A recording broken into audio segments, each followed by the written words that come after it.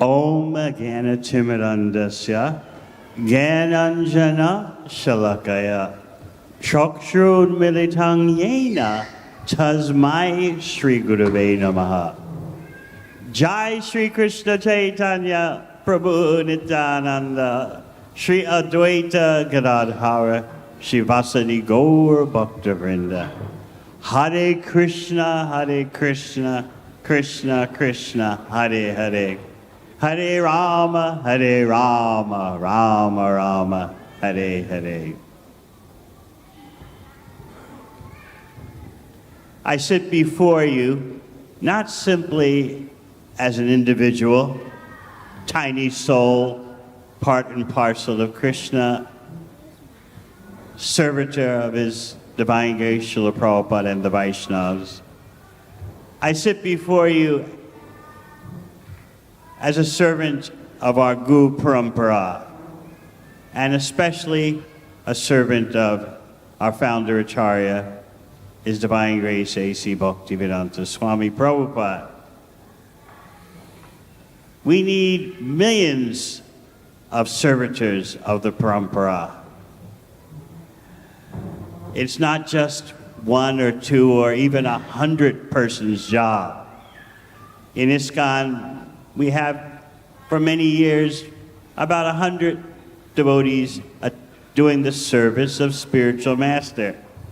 But Prabhupada asked for millions of gurus. And that takes preparation in terms of knowledge and service experience, selfless service experience. I also sit before you as an aspiring servant of the ISKCON Melbourne team, which has been blessed with such staunch veteran devotees. Of course, there's His Grace Aniruddha Prabhu and Her Grace Achintarupa Devi Dasi, who have soon it's going to be 50 years that they've been pushing on in Melbourne for the pleasure of Shri Shri Radha Ballava. And then you have such deeply experienced and wise persons such as Bhakta Prabhu and Mathura Manohar Prabhu. Such a team is very special in this world, and I'm very happy in my tiny capacity to try to assist them. And this team is educating hundreds of devotees so that they can become qualified to carry on the mission of Sri Chaitanya Mahaprabhu. You may think that you're just a tiny devotee. What can you do in terms of carrying on Lord Chaitanya's instruction that wherever you go, whomever you meet, teach the science of Krishna? That is the order of Sri Chaitanya Mahaprabhu. And especially, the order is for everyone, but especially for those who have taken birth in Bharat. You can't escape that order. Of course, bhakti is for everyone, and that was the intent of, one of the intents of Srila Prabhupada, to show that bhakti is meant for the whole world. Never mind where you were born, never mind what caste people say you are, what your ethnicity is. Bhakti is the eternal essence of the spirit soul. To carry on Mahaprabhu's mission, we need many representatives. And what I see in this room, due to the work of the ISKCON Melbourne team, I see the preparation for an extraordinary preaching army. And that preaching army begins with education. You must know the science of Krishna. That is Mahaprabhu's stipulation. Anyone who knows the science of Krishna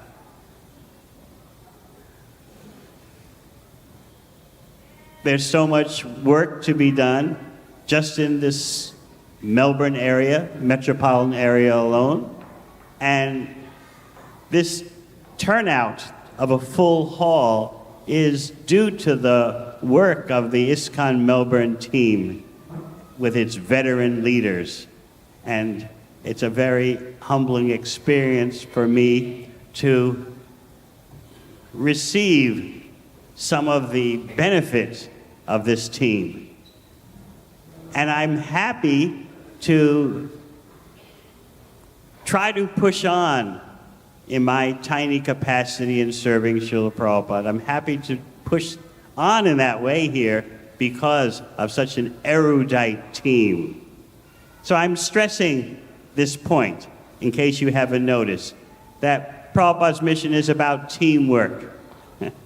And the more we can plug in as individuals, casting in our might, investing our abilities, our resources, the more you'll see the magic of Lord Chaitanya's Sankirtan movement. The Sankirtan movement is togetherness. It's a togetherness movement. Together, glorifying Krishna. Your life can turn out in many unexpected ways in bhakti. You look at the older devotees, the senior Vaishnavas, practically none of us ever expected before coming across Prabhupada's mercy that we'd be doing what we're doing now. None of us ever thought that. I remember the first time I saw devotees. It was in a city in the USA, Detroit. I was about to start my first year at university, and I was coming out of a music concert, and I saw a saffron-clad devotee walking barefoot through the city of downtown Detroit. And so, involuntarily, how did I see him? Involuntarily, my head was turned. And I fixed my vision on this very exotic sight of someone walking through the crowded CBD of Detroit with no shoes, no socks, just barefoot. And then I looked, and then my head came back to its normal position. But I always remember that. That was the first time. That was 1968. The next time was 1969. I would always frequent the part of New York City where 26 Second Avenue is, Srila Prabhupada's first preaching outpost. For some reason, I was always attracted to that part of the city. And I would just walk around for various entertainments. But I was searching for something. I said, there's something in this section of New York that's for me. I've got to find it. So once I was on my way to someplace in that section of the city, and a chanting party, this is 1969, a chanting party passed my way carrying deities on a palanquin. And of course, I had no idea what I was looking at. And as I was watching briefly, because I was fixed on my destination, one of the devotees in the chanting party, as they're marching, just sticks a Back to Godhead magazine in my hand and says, "Give 25 cents." That's how much a magazine cost back then. So I just reached it. Oh, I'll give you 25 cents. That's one coin, a quarter we call it in the USA. Yeah, take a quarter. And I got the magazine. And I took it to my destination. And I started reading it. It talked about love of God. I thought, this is very interesting. And I took the magazine back to the university, kept it in my room, and that was it for until 1972, when in May of 72, as many of you have already heard, I was doing my final paper, and I was looking for some relief. And so I and my flatmate decided, let's turn on the TV for some relief. And so we did that, and as I often explain, because we were elitist students, we would never watch TV with the volume turned up. We would always watch TV with the volume turned down, and then we would speculate on what was happening. And that way we could justify our elitist pedigree. We were not like ordinary students. And suddenly I saw on the TV screen these strangely dressed persons. Ladies wearing saris, and men with shaved heads wearing exotic cloth. Some cloth was white, some cloth was yellow. So I said to my flatmate, look at these aliens. We can't figure out who they are. We got to turn the volume up. And then we heard the devotees explaining their lifestyle, the rules they follow, rising early in the morning. And my flatmate and I were astonished. Who would want to live like that? And the devotees kept using the word Ananda over and over again. It's all about Ananda. This is the main preaching in the 60s and 70s. Bliss, Ananda. So I learned that really quick. And I said to my flatmate, I still remember to this day, they talk about Ananda, eh? We'll invite them to one of our parties. We'll show them what Ananda is.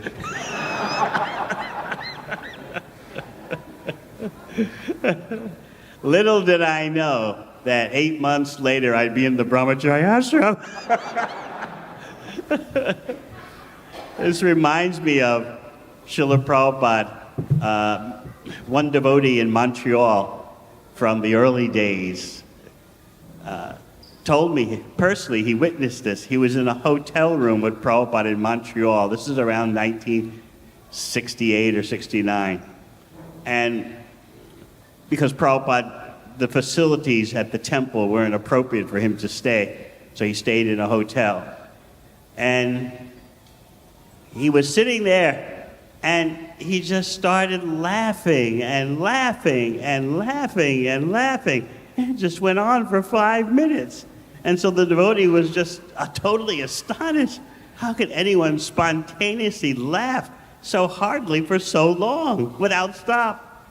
And finally, Prabhupada, after 5 minutes, stopped laughing and then just said, once they come to Krishna, they are caught.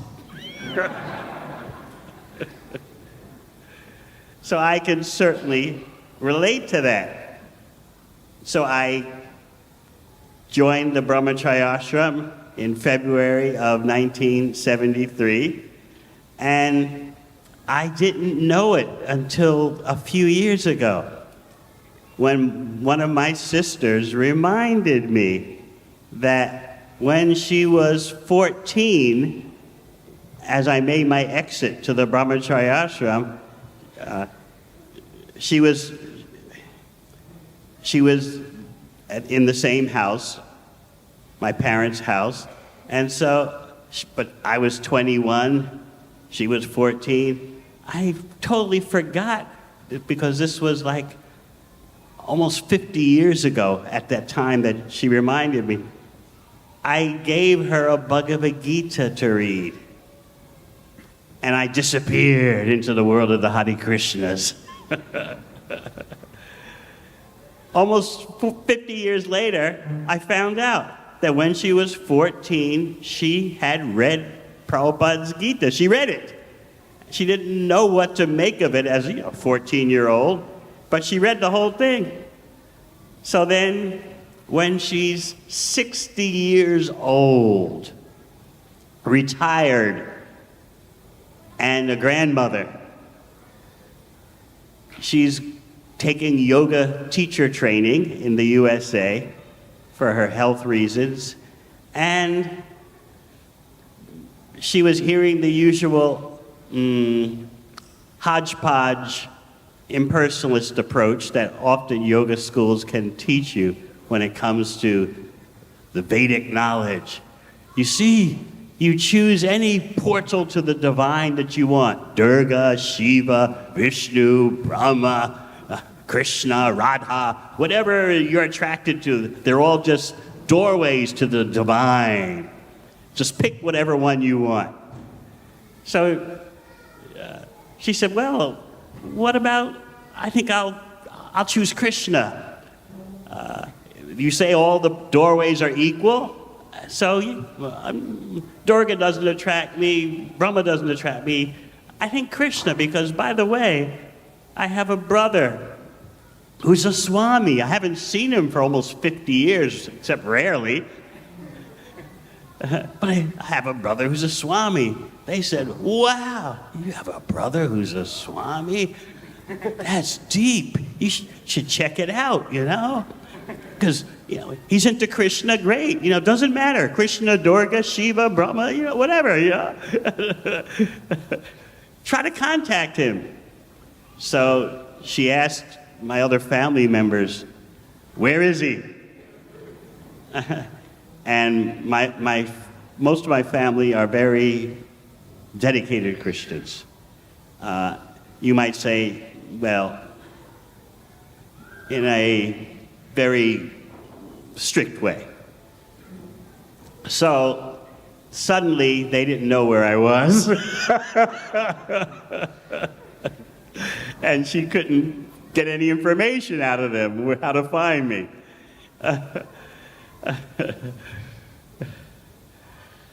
But she figured it out somehow, and she began her Krishna consciousness at the age of 60 after receiving a Bhagavad Gita when she was 14 and just going through all the phases of life. So as one devotee here in her offering was mentioning,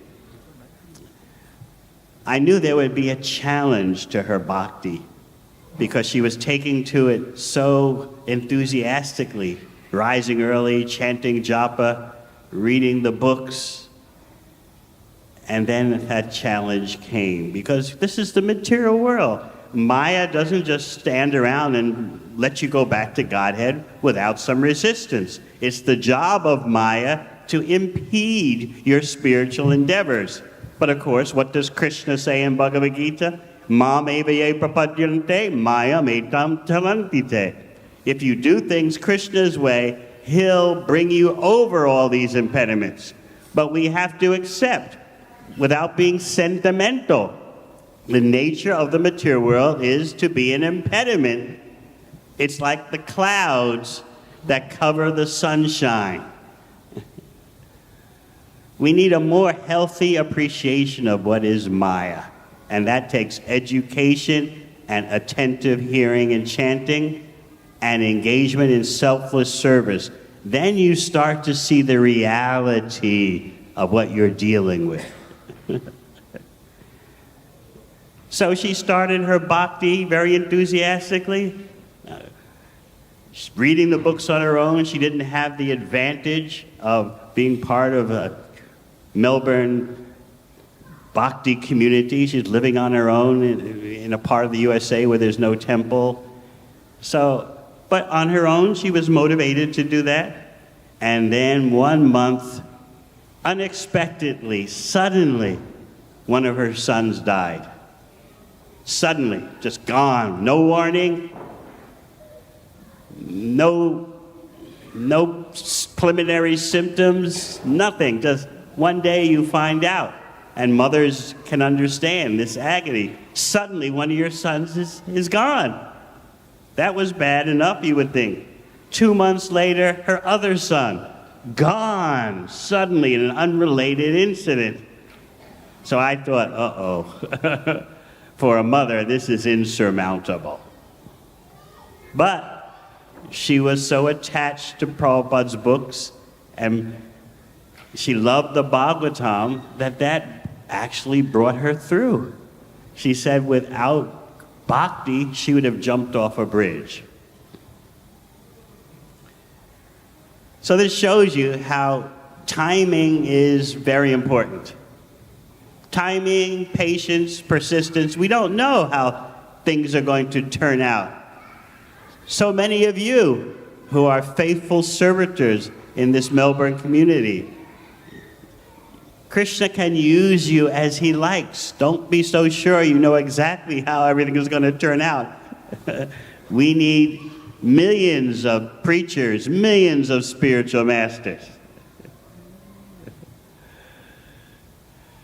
So now my sister's name is Leela Kishori Devi Dasi.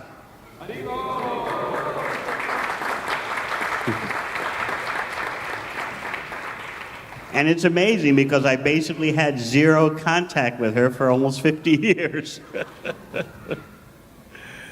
So, let's quickly survey the whole process of becoming a dedicated servant of Srila Prabhupada and Lord Chaitanya.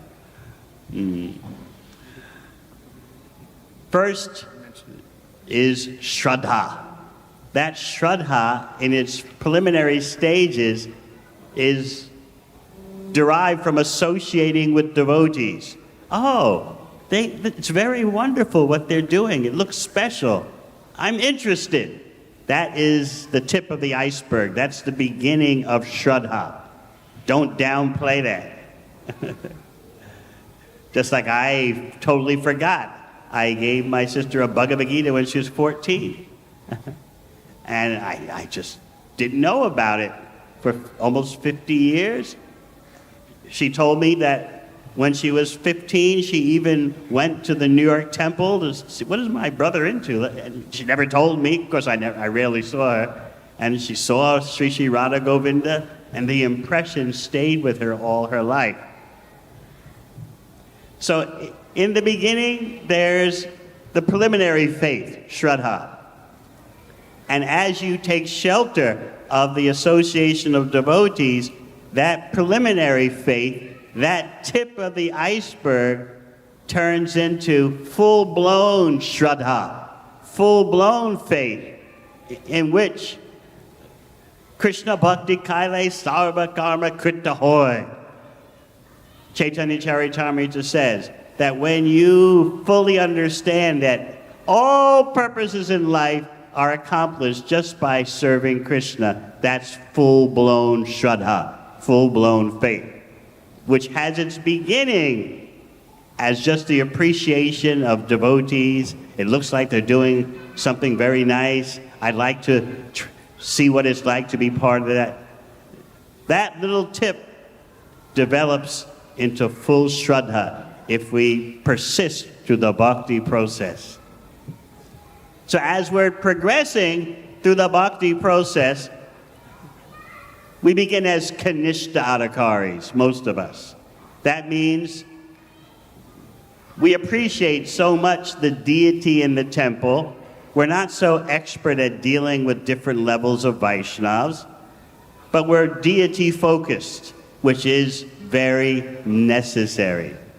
Of course, in the Melbourne community, you have so many devotees who want to serve the deity. But you may not know it, but there's some temples throughout the world who are begging, please, where are the Kanishta Adhikaris? Where are the third-class devotees who are just focusing on the deity? We need more of them. Kanishta Adhikari is beginning. And as the Acharyas explain, by your focusing on the deity and not being so inclined for outreach, for preaching, but by focusing on the deity, coming to the temple, serving the deity, gradually you start to make advancement to the point where compassion arises in your heart and you want to give Krishna to others. That's the Madhyam Adhikari.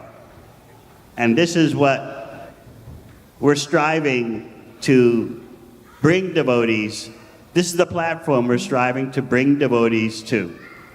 Once you're established as a Madhyam Adhikari, you're dedicated to outreach.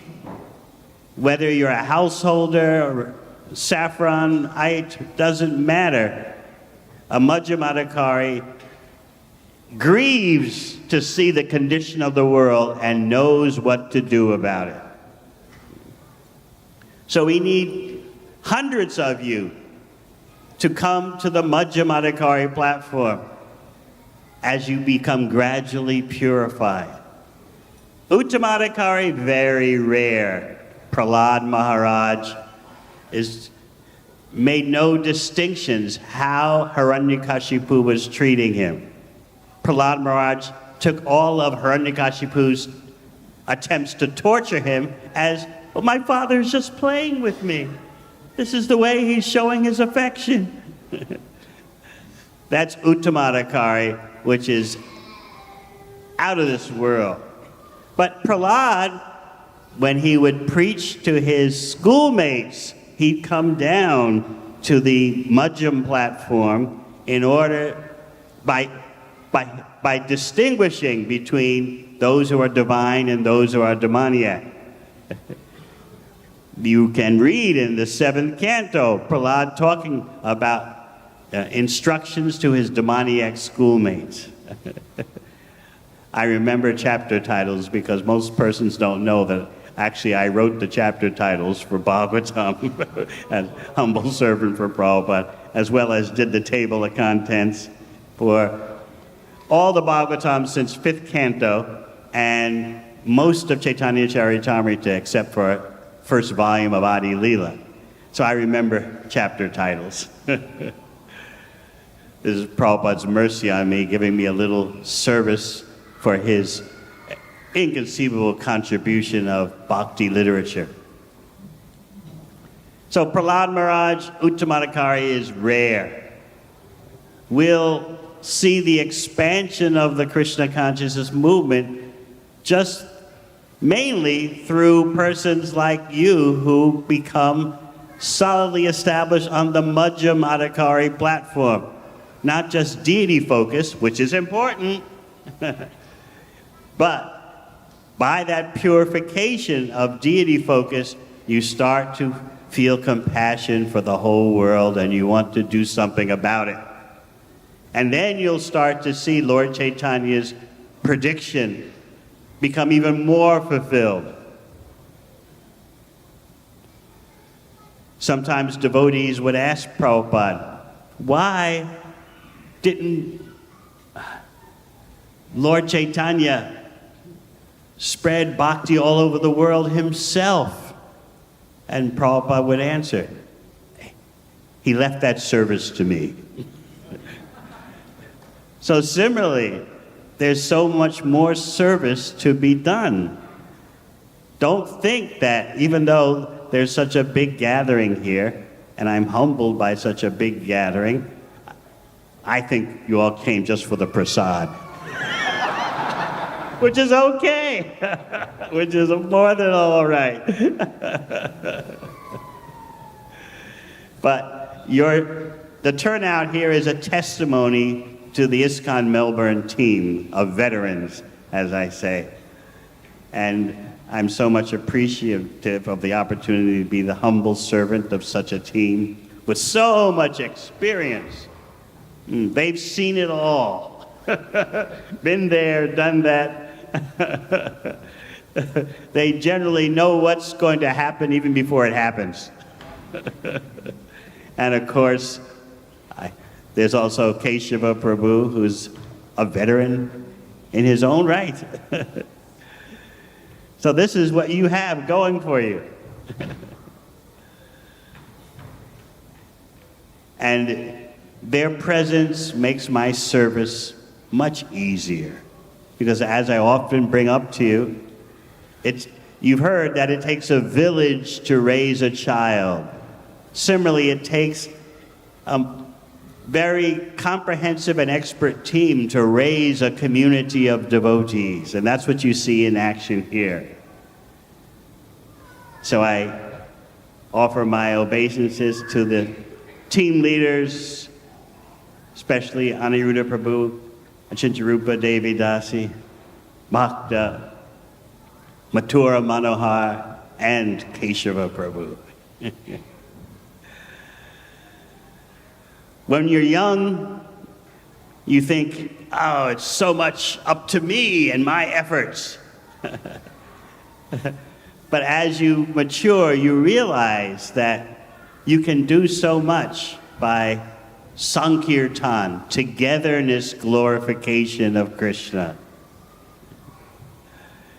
So yes, we want the youthful energies of those in their 20s and 30s. What did Winston Churchill, not a very savory character actually, especially in regard to his dealings with India, but he made some very telling statements. He said, the problem with youth is that it's wasted on the young. Think about that. When you're young, you have the health, you've got the energy, but you're so inexperienced. You're so green. Then, by the time you're old and you have so much experience, but you don't have that same physical energy. So, the problem with youth is it's wasted on the young. They don't know what to do with all that energy. They haven't learned. They don't have experience. But then when you do have experience and you have learned, you don't have the energy. So this is why we need all of you to play your part in becoming servants of the mission of Lord Chaitanya. So I'm stressing this point on this Vyasa Puja celebration. I'm stressing the point of you become servants of Sri Chaitanya Mahaprabhu. Yes, relish the service to the deity, and by your doing that, your service will widen in terms of wanting to help all Krishna's parts and parcels. It's not just a few persons, it's not just the job of a few persons. We come in such a glorious line of predecessors. Srila Bhaktivinoda Thakur, Srila Bhakti Siddhanta Saraswati Thakur, and of course our founder Acharya Srila Prabhupada. So just like when I first saw a devotee in 1968, I never expected I'd be doing what I'm doing, simply for so many of you in Krishna's service. If you persist, amazing things will happen. And all that amazement will be due to the mercy of Sri Krishna coming through disciplic succession and especially manifesting as Srila Prabhupada and his humble servants, disciples and grand disciples are pushing on that special mercy.